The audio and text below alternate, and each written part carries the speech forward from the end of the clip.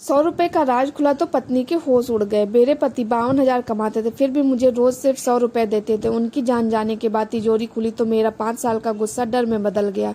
उस सुबह भी अमित ने रसोई की मेज पर 100 रुपए का नोट रखा। मैंने नोट उठाकर उनकी तरफ बढ़ा दिया। आज इसे अपने पास रखिए। वह दरवाजे के पास रुक गए। नैना, अभी बहस मत करो। बहस मैं नहीं कर रही, 5 साल से आप कर रहे हैं। महीने के 52,000 कमाने वाला आदमी अपनी पत्नी को रोज 100 रुपए देता और कहता है कि सवाल मत करो। उन्होंने घड़ी देखी। उनके चेहरे पर थकान थी। घर का किराया मैं देता हूँ, बिजली, राशन, दवा सब मैं देखता हूँ और मुझे वह चुप रहे।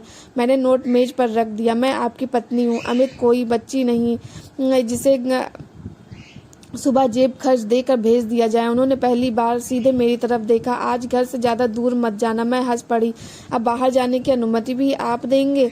उन्होंने जवाब नहीं दिया, बस अपना बैग उठाया और चले गए। दरवाजा बंद होने से पहले उन्होंने एक बार पीछे देखा। उस समय मुझे अंदाजा नहीं था कि वही आखिरी बार था जब मैंने उन्हें सामने खड़े देखा था। करीब 11:30 बजे मेरे फ़ोन पर अनजान नंबर से फ़ोन आया। क्या आप श्रीमती अमित चौहान की पत्नी बोल रही हैं? मेरे हाथ अपने आप ठंडे पड़ गए। जी। दूसरी तरफ कुछ सेकंड की चुप्पी रही। फिर मुझे बताया गया कि दिल्ली गुरुग्राम एक्सप्रेसवे पर उनकी कार हादसे में फंस गई थी। अमित की जान नहीं बची थी। उसके बाद मुझे उस दिन का बहुत कम याद है। पड़ोस की रेखा दीदी मेरे पास आई। अमित के ऑफिस से उनके दोस्त करण मल्होत्रा पहुंचे। करण ने मेरे कंधे पर हाथ रखा। किसी भी चीज़ जरूरत हो तो मुझे फोन करना। अमित मेरे भाई जैसा था। मैं बस सिर हिलाती रही। अगले 4 दिन रिश्तेदारों, कागजों और फोन कॉल में निकल गए। हर कोई अमित की तारीफ कर रहा था। बहुत जिम्मेदार आदमी था। कभी किसी से ऊंची आवाज में बात नहीं की थी। ऑफिस में सबसे भरोसेमंद था। हर बार मेरे अंदर कुछ चुप था। मैं सोचती, आप लोगों को अमित का कौन सा रूप पता था? वह आदमी जो मेरी चप्पल टूटने पर कह देता था अगले महीने लेना। वह आदमी जिसने मेरी सहेली की शादी के लिए नई साड़ी खरीदने से मना कर दिया था। वह आदमी जिसने मुझे 5 साल तक कभी नहीं बताया कि उसका पैसा कहाँ जाता। मैंने कई बार सोचा था कि शायद कोई दूसरी महिला है। एक नाम मेरे दिमाग में सबसे ज्यादा घूमता था, शालिनी राव। करीब 8 महीने पहले मैंने अमित के लैपटॉप पर एक बैंक संदेश देखा था। 18,000 का भुगतान, नाम था एस राव। अगले महीने फिर उसके अगले महीने जब मैंने पूछा, उन्होंने लैपटॉप बंद कर दिया। ऑफिस का मामला है। ऑफिस का पैसा आपके निजी खाते से क्यों जा रहा है? नैना, छोड़ो। उसी रात पहली बार मुझे सच में लगा था कि हमारे बीच कोई तीसरा व्यक्ति है। अमित के जाने के 7 दिन बाद करण फिर आया। उसके हाथ में कुछ कागज थे। कंपनी की औपचारिकताएं, हस्ताक्षर करने चाहिए।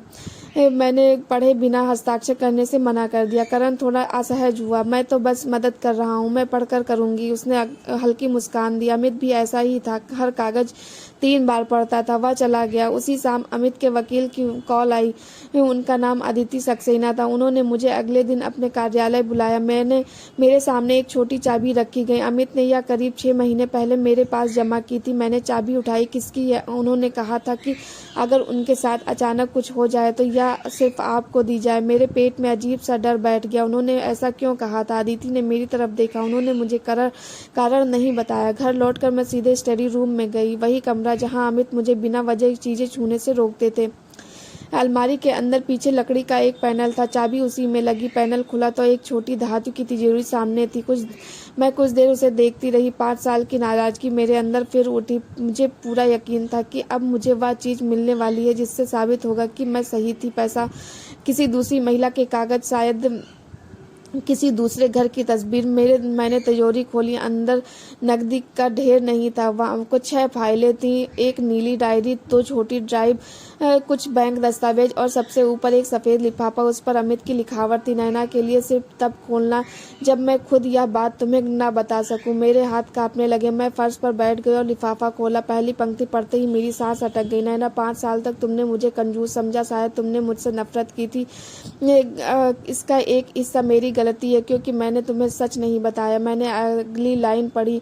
100 रुपए तुम्हारी कीमत नहीं थी। वह उस जीवन की सीमा थी जिसे मैं दूसरों को हमारे बारे में देखने का चाहता था। मैं समझ नहीं पाई। मैंने तेजी से आगे पढ़ा। मेरी कंपनी में जो हो रहा है वह सिर्फ पैसों की गड़बड़ी से हो रहा है जिनका रिकॉर्ड बदल दिया गया है। मुझे पता है कि कोई मेरी गतिविधि पर नज़र रख रहा है। मैंने तुरंत नीली फाइल खोली। पहले पन्ने पर कई कंपनियों के नाम थे, तारीखें, रकम, कर्मचारी, पहचान संख्या। फिर एक नाम देखकर मेरी उंगलियां वहीं रुक गई। शालिनी राव, वही नाम जिसके बारे में मैंने 5 साल की सारी नाराजगी छोड़ चुकी थी।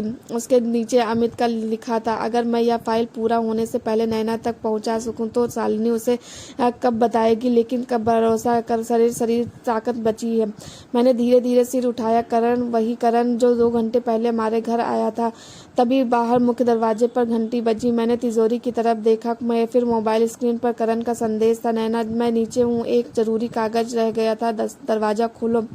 मैंने तुरंत नीली डायरी सीने से लगा ली। और पहली बार मुझे समझ आया कि अमित का आखिरी दिन शायद सिर्फ एक साधारण सुबह नहीं थी, लेकिन असली सच अभी बाकी था। मैंने कुछ सेकंड तक दरवाजे की तरफ देखा। घंटी दोबारा बजी। नैना, दरवाजा खोलो, मैं करण हूँ। मेरे हाथ में पकड़ी नीली डायरी और कस गई। कुछ घंटे पहले तक जिस आदमी को मैं अमित का सबसे करीबी दोस्त समझ रही थी, वह उसी की मौजूदगी मुझे डराने लगी थी। मैंने जवाब नहीं दिया। करण ने तीसरी बार घंटी बजाई। फिर उसका फोन आया। मैंने फोन उठाया लेकिन कुछ बोली नहीं। नैना, तुम अंदर हो, मुझे पता है। मेरी रीढ़ में ठंडक उतर गई। आपको कैसे पता? कुछ पल खामोशी रही। फिर करण ने धीमी आवाज में कहा, क्योंकि अमित भी जानता था कि तुम डर कर दरवाजा नहीं खोलोगी। मैंने तुरंत कॉल काट दी। मैंने मोबाइल को साइलेंट किया और तिजोरी से बाकी कागज निकालने लगी। सबसे नीचे एक छोटी सी काली ड्राइव थी। उस पर सिर्फ एक शब्द लिखा था, 5 years। मैंने उसे लैपटॉप में लगाया। स्क्रीन पर पासवर्ड मांगा गया। नीली डायरी के पहले पन्ने पर सिर्फ एक तारीख लिखी थी, मेरी और अमित की शादी की तारीख। मैंने वही पासवर्ड डाला। फोल्डर खुल गया। अंदर दर्जनों वीडियो थे। पहला वीडियो 5 साल पुराना था। अमित एक छोटे से कमरे में बैठा था। उसके सामने कैमरा रखा था। उसकी आंखों में वही थकान थी जो मैंने उसकी आखिरी सुबह देखी थी। उसने कैमरे की तरफ देखकर कहा, अगर नैना यह वीडियो देख रही है तो इसका मतलब है कि मैं उसके सामने सच बोलने के लिए जिंदा नहीं हूँ। मेरी आंखों से आंसू निकल पड़े। अमित ने आगे कहा, नैना, मुझे पता है तुमने मुझे कंजूस समझा। तुमने कई बार पूछा कि 52,000 की तनख्वाह में से बाकी पैसा कहाँ जाता। मैंने हर बार तुम्हें झूठ बोला। मैंने स्क्रीन रोक दी। कुछ सेकंड तक बस रोती रही। फिर वीडियो दोबारा चलाया। लेकिन मैंने तुम्हारे पैसे नहीं बचाए थे, मैं तुम्हारी जिंदगी बचाने की कोशिश कर रहा था। मेरे हाथ कांप गए। वीडियो में अमित ने बताया कि उसकी कंपनी में पिछले कई वर्षों से फर्जी भुगतान किए जा रहे थे। कर्मचारियों के नाम पर नकली खाते खोले जाते थे।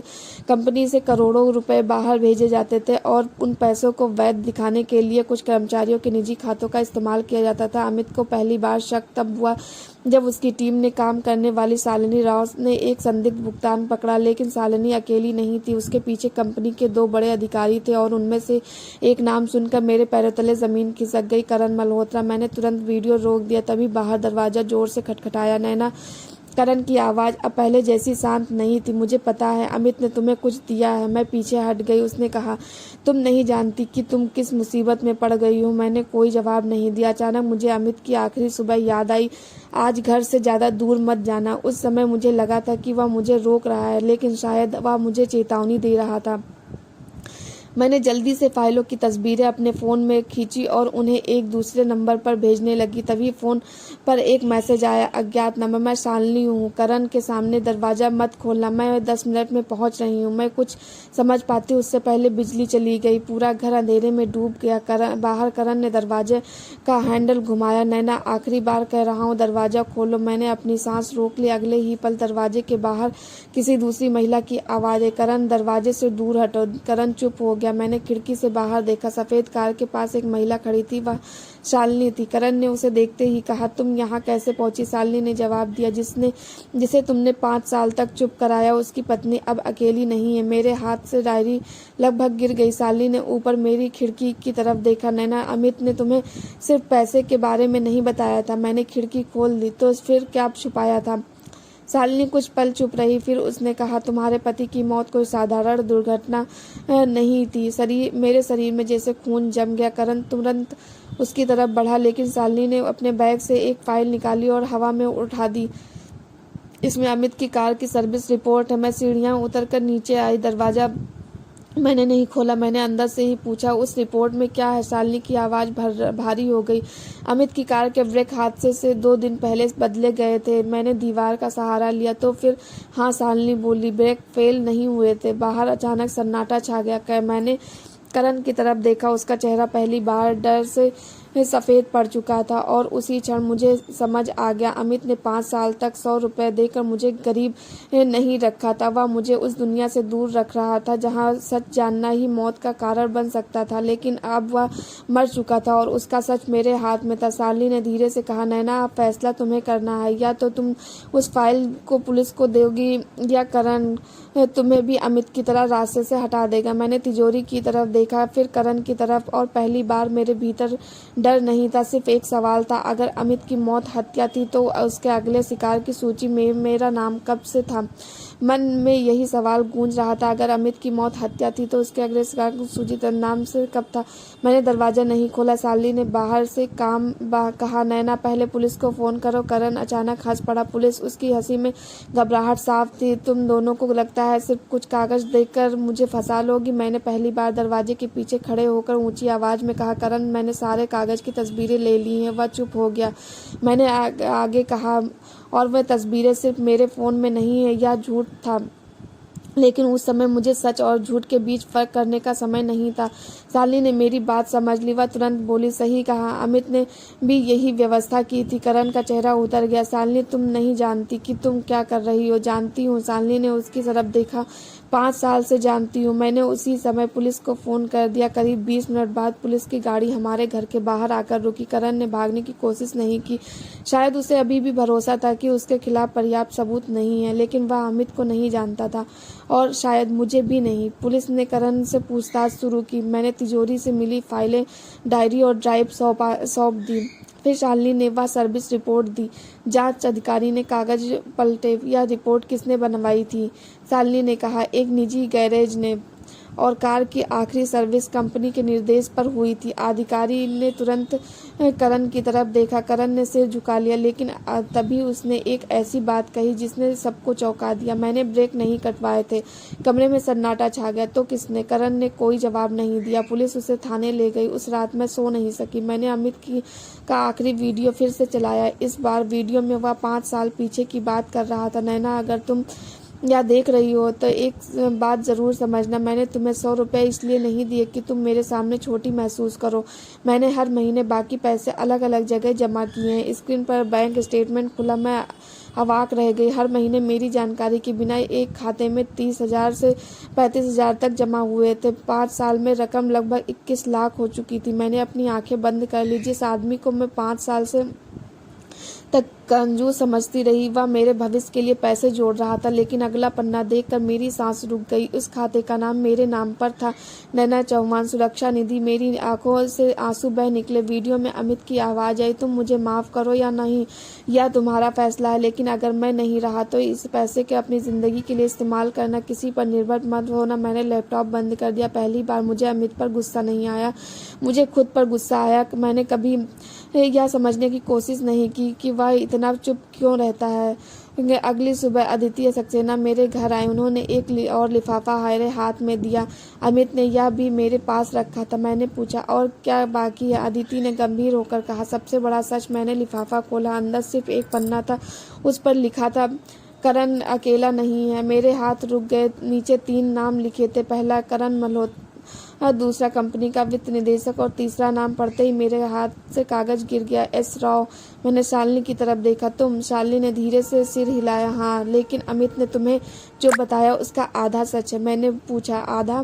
शालिनी की आंखें भर आई। मेरे नाम से जो 18,000 हर महीने तुम्हें दिखाई देते थे वे मेरे लिए नहीं थे। फिर अमित तुम्हें एक सरकारी जांच से जुड़े गवाह के परिवार तक पैसा पहुंचाता था। वह परिवार अपनी पहचान छुपा रहा था। मेरे खाते का इस्तेमाल सिर्फ इसलिए किया गया क्योंकि अमित का अपना बैंक खाता पहले ही निगरानी में आ चुका था। मैं कुर्सी पर बैठ गई। 5 साल की सारी गलतफहमियां मेरे सामने टूटती जा रही थी। शालिनी ने आगे कहा, अमित मुझे भरोसा करता था, लेकिन उसने मुझसे भी सब कुछ नहीं बताया था। क्योंकि उसे शक था कि हमारे बीच कोई ऐसा व्यक्ति है जो हर जानकारी बाहर पहुंचा रहा है। अदिति ने धीरे से कहा, और अब हमें पता है कि वह कौन था। मैंने उसकी तरफ देखा। कौन? उन्होंने अपना फ़ोन मेरी तरफ बढ़ाया। उसमें पुलिस की रिपोर्ट थी। अमित की मौत से 2 दिन पहले उसकी कार की सर्विस हुई थी। सर्विस रिकॉर्ड में करण का नाम था, लेकिन भुगतान के जिस कार्ड से हुआ था वह करण का नहीं था। वह कंपनी के वित्त निदेशक के नाम पर था। पुलिस ने उसी दिन दोनों को हिरासत में ले लिया, लेकिन असली खुलासा तब हुआ जब काली ड्राइव में से एक आखिरी फाइल निकली। उसमें अमित ने अपनी मौत से ठीक 3 दिन पहले रिकॉर्ड किया हुआ वीडियो छोड़ा था। मैंने वीडियो चलाया। अमित के चेहरे पर इस बार डर साफ दिखाई दे रहा था। नैना, अगर तुम यह वीडियो देख रही हो तो शायद मैं तुम्हारे पास नहीं हूँ।